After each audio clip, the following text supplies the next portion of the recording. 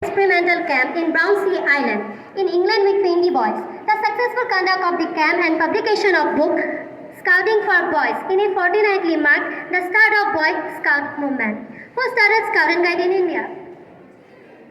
Scouting started in India in the year 1909 when Captain T.H. Becca established the first scout troop in Bangalore and got it registered with Imperial Headquarters, London. Why Scout and Guide are important for students? The objectives of scouting and guiding are to develop character of boys and girls and make them good citizens of tomorrow. They promote physical, mental, moral and spiritual development. They inculcate patriotism, loyalty and service to others. What is the motto of Scout and Guide?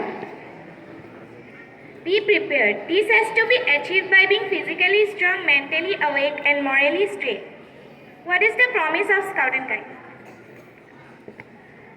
On my honor, I promise that I will do my best to do my duty to God and my country, to help other people and to obey the Scout and Guide law. How many laws are there in Scout and Guide?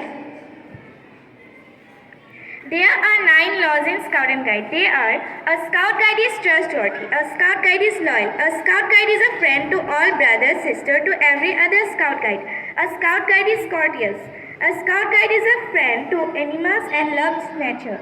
A Scout Guide is disciplined and helps protect public property. A Scout Guide is courageous. A Scout Guide is thrifty. A Scout Guide is pure in thought, word and deed. Thank you and have a nice day.